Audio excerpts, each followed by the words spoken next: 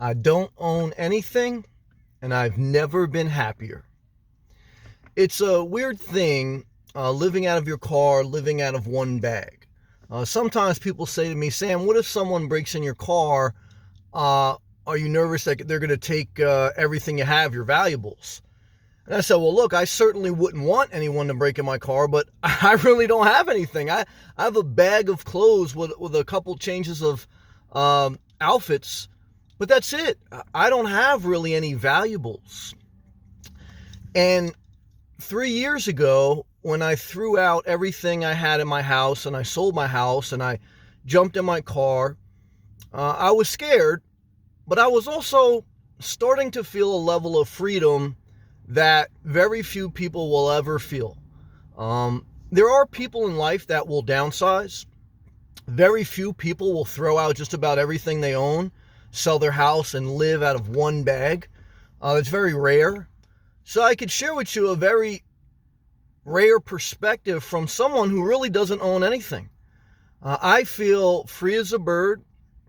I feel that I have less stress. And I do feel scared anytime I think about buying something.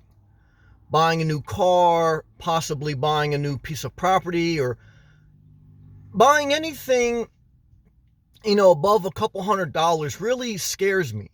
And not because of the money, because of the emotional stress that I know will come along with owning stuff. When you own stuff, whether it's a car or a piece of property or expensive item, it comes with a level of you have to take care of this. And everything you have to take care of everything that you have to take care of takes time away from you taking care of yourself. I want to repeat that. Everything that you buy, that you have to take care of, takes away from time that you have to take care of yourself. Now, look, I do own this car. I do have a job. You need those things. I mean, you need some stuff, You can't, and I do have the bag of clothes. But I think you get the picture. You want the ability to have the options to do certain things in your life. You don't want to live destitute, okay? I don't want to promote, have a goal to live in poverty. I don't want to promote that. I don't want to talk down to anyone who's struggling in life, okay? But I want to provide insight, okay, that not owning stuff is not bad, okay? Because really, if you really look at life, what will really cause you a lot of grief, stress, and despair is owning too much stuff. And society almost teaches you the opposite. You have to seek knowledge. You have to build your career. You have to do some things you don't want to do. Okay. So I'm not promoting laziness. I'm not promoting, again, living below your potential. I'm promoting living below your means. I'm promoting the simple life. That's what I'm promoting. I'm making it very clear. But the biggest thing I struggle with now in my journey is I do recognize I'm probably going to need to add some comfort. Climate control, maybe a place to know that I could go back to every night. Even though, look, campgrounds and short-term rentals, if you really wanted to make that work, it would work. It's worked for me, so. And that's my biggest dilemma is like, I have to be, when I add stuff now in life, when I look to own anything else in life,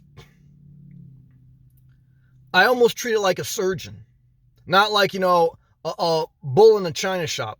The expression a bull in a china shop is someone who just goes in there and recklessly does stuff. You don't want to go on a car lot or go, shopping for property or going shopping for clothes and just recklessly buy. You want to buy like a surgeon, very precise, okay? Like yesterday, I bought some, let me see if I grab it. Yesterday, I brought some new pair of sneakers. Now, before these, I had a pair of Walmart N1 sneakers, okay? They were like $25 or $20 very cheap, but they had no support. And I believe in self-care, walking, staying healthy. So these are some basic Nikes. They were like the most basic pair I can find. I went to the mall, but I couldn't find anything basic. So I bought these at Kohl's. They're like $70. And for a decent running shoe, this is cheap in America. But I felt the support on my feet and on my legs when I walked yesterday with a good pair of quality sneakers. This is my only pair of sneakers I own. I don't own anything else.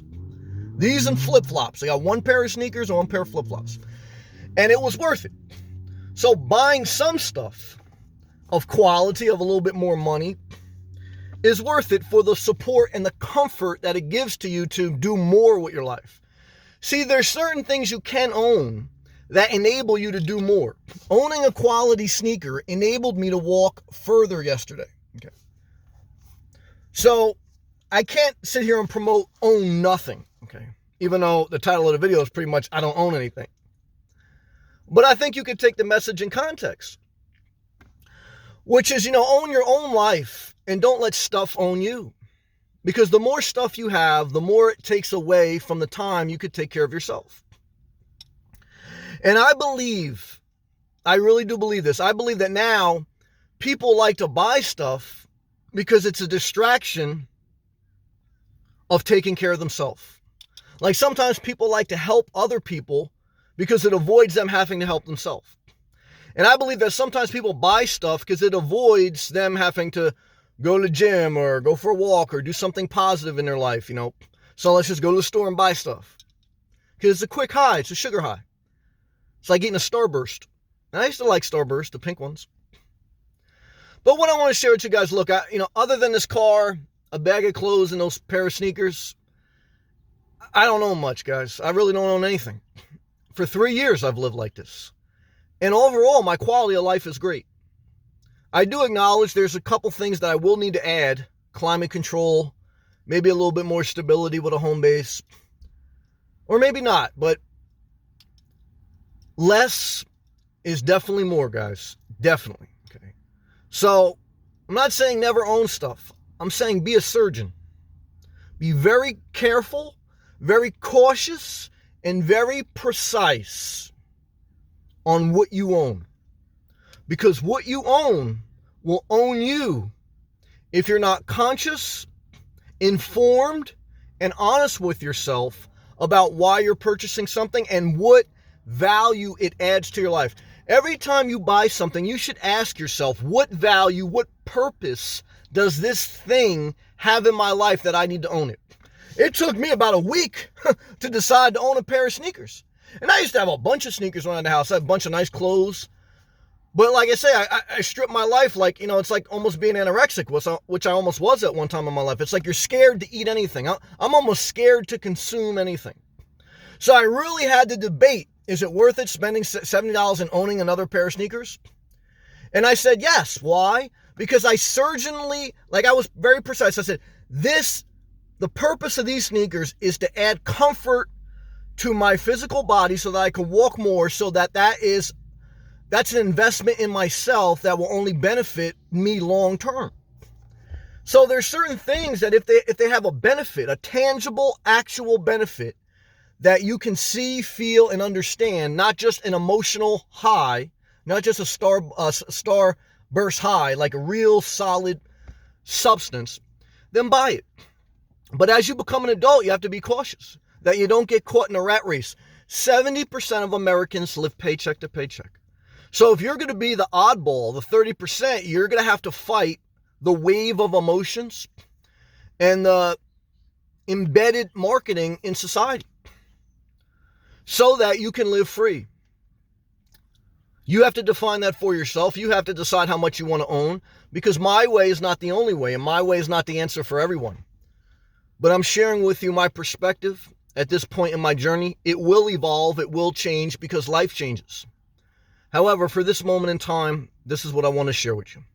If you appreciate the video, I appreciate if you click the thumbs up button. Subscribe if you're not. I make daily vlogs. Check out my playlist and my Patreon. And I'll see you guys in the next video. Peace and love.